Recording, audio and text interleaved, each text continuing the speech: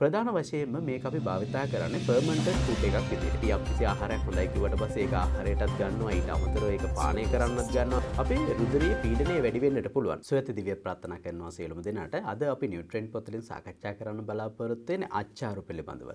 අච්චාරු අපේ දේහයට බලපෑම් ඇති කරන්නේ කොහොමද? ඒ ඔබ පරිභෝජනය කළ යුත්තේ කුමන ආකාරයටද? ඒ අපේ දේහයට හිතකර ලෙස බලපානවද, අහිතකර ලෙස බලපානවද? මෙන්න මේ සියලුම කාරණා පිළිබඳව අද අපි නියුට්‍රියන්ට් පොතලින් සාකච්ඡා කරමු. රැඳී සිටින්න නියුට්‍රියන්ට් පොත සමගින්.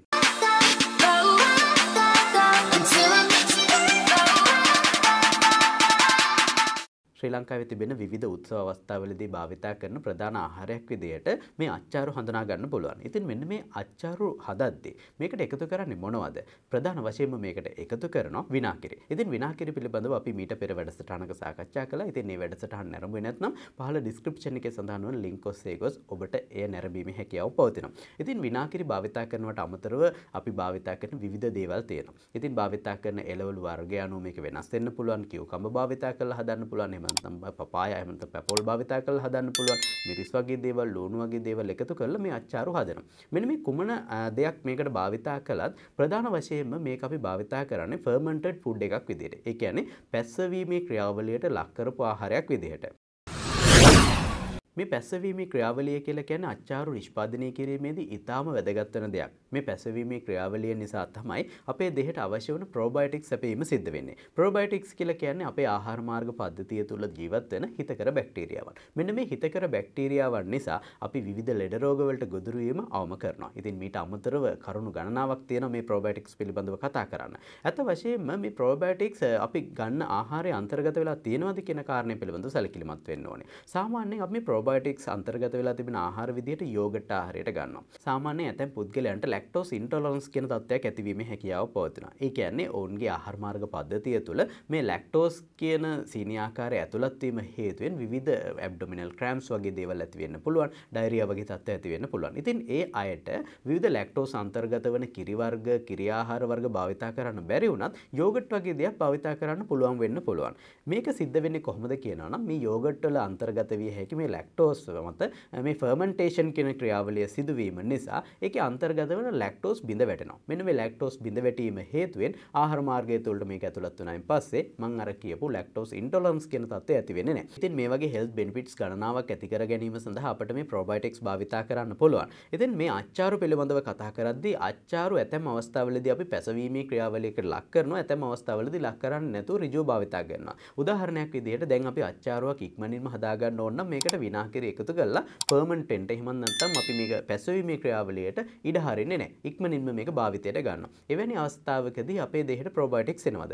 ඔව්, මේ අවස්ථාවේදීත් ප්‍රොබයොටික්ස් එනවා. මේකට හේතුව තමයි අපි විනාකිරි භාවිතා කරන්නේ. විනාකිරි කියලා කියන ෆර්මන්ටඩ් ෆුඩ් එකක්. ඉතින් විනාකිරි වල අන්තර්ගත වෙලා තිබුණු ප්‍රොබයොටික්ස් මේ ආහාරයට එකතු වෙලා තිබෙන නිසා යම් ප්‍රමාණයකින් හෝ ප්‍රොබයොටික්ස් අපේ දෙහයට ලැබෙනවා.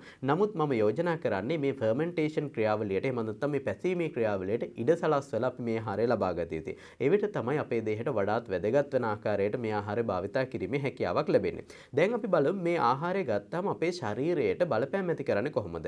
හිතකර වෙන බලපෑම් මොනවද? අහිතකර වෙන බලපෑම් මොනවද කියලා. මුලින්ම අපි කතා කරමු හිතකර ලෙස බලපෑම් ඇති කරන කාරණා සම්බන්ධයෙන්. ඉතින් මේ වන විට සිදු කරලා තියෙන පරීක්ෂණ වාර්තා පෙන්වා දෙන ආකාරයට අපේ රුධිරයේ සීනි මට්ටම වැඩිවීම පාලනය කර ගැනීමට අපට හැකියාව පවතිනවා. ඒ කියන්නේ දියවැඩියාව කියන රෝගී තත්ත්වය ඇතිවීම අවම කර ගන්නට පුළුවන්. ඒ වගේම දියවැඩියාවෙන් පෙළෙන පුද්ගලයන්ට තමන්ගේ රුධිරයේ සීනි මට්ටම අනපේක්ෂිත ලෙස වැඩිවීම අවම කර ගැනීමටත් මේ ආහාරය භාවිතා කිරීමේ හැකියාවක් පවතිනවා.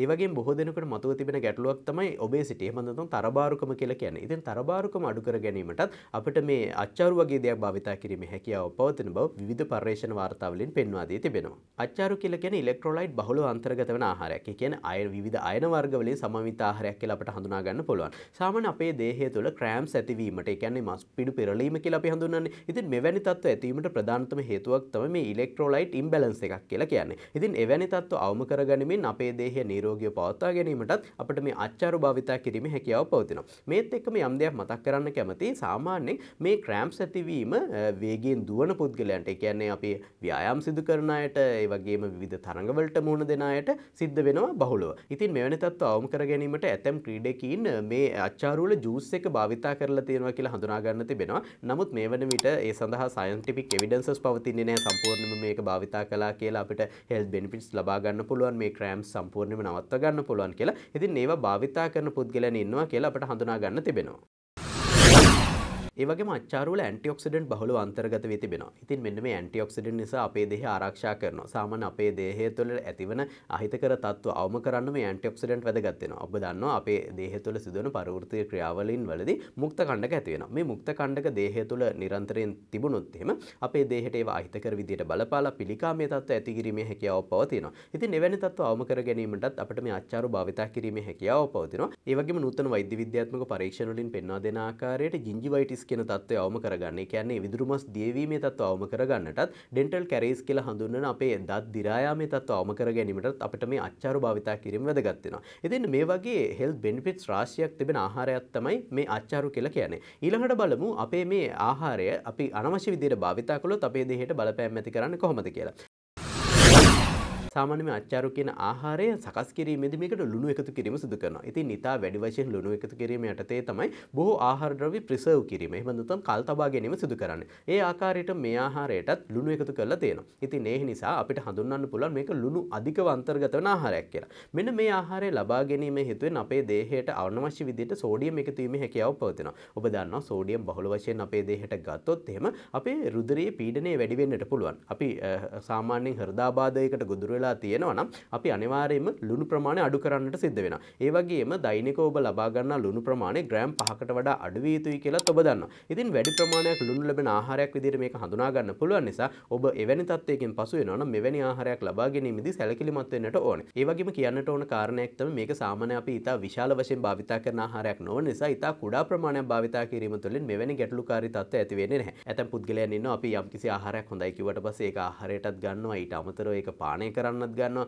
ඒක ජූස් හදලා බොන්න පටන් ගන්නවා. ඉතින් එවැනි තත්ත්ව ඊටමත් අහිතකර තත්ත්ව විදියට බලපෑම් ඇති කරන්න පුළුවන්. ඉතින් එවැනි තත්ත්ව පිළිබඳව ඔබ සැලකිලිමත් වෙන්න ඕනේ. වකුගඩු රෝගී තත්ත්වයකින් පෙළෙනවා නම්, ඒ වගේම ඔබ අදිරුදුරු පීඩනයෙන්, හෘදාබාධ වලින් පෙළෙන පුද්ගලයෙක් නම් මෙවැනි ආහාරයක් ගැනීම තුළින් ඔබට අහිතකර විදියට ඒක බලපාන්නට පුළුවන්. ඒ වගේම අනවශ්‍ය විදියට භාවිතා කිරීම නිසා ગેස්ට්‍රයිටිස් වගේ රෝගී තත්ත්ව ඇතිවීමේ හැකියාව පවතිනවා. මොකද ප්‍රධාන වශයෙන්ම මේකට මිරිස් වගේ දේවල් එකතු කරලා තියෙන්න පුළුවන්. දැන් ප්‍රධාන වශයෙන්ම ලංකාවේ හදන අච්චාරු එකේ මිරිස් කරල් අන්තර්ගත වෙලා තියෙනවා. ඉතින් වැඩි වශයෙන් භාවිතා කිරීම නිසා ඔබේ ආමාශය ආශ්‍රිතව ප්‍රදාහක තත්ත්වයක් ඇතිවීමේ හැකියාව පවතින. ඒ යටතේ ગેස්ට්‍රයිටිස් කියන රෝගී තත්ත්වය ඔබට තිබෙනවා නම් උත්සන්න වීමේ හැකියාව පවතිනවා. ඉතින් මෙන්න මේ සියලු කාරණා පිළිබඳව සැලකිලිමත් වෙලා ඔබ මේ ආහාරය ලබා ගත්තොත් ඔබේ දේහයට හෙල්ත් බෙනිෆිට්ස් ලබා ගැනීමේ හැකියාව පවතිනවා. නමුත් ඔබ මේක අනිසි විදියට භාවිතා කිරීම තුළින් ඔබට හානිදායක තත්ත්ව ඇතිවීමේ හැකියාව පවතිනවා. ඉතින් මම බලාපොරොත්තු වෙනවා ඔබ අච්චාරු පිළිබඳව යම්කිසි අවබෝධයක් ලබා ගන්නට ඇති කියලා. තවත් අරුත්බර වැඩසටහනකින් හමු වෙමු. එතෙක් ඔබට සුවති දිවියක් ප්‍රාර්ථනා කරනවා. Until I'm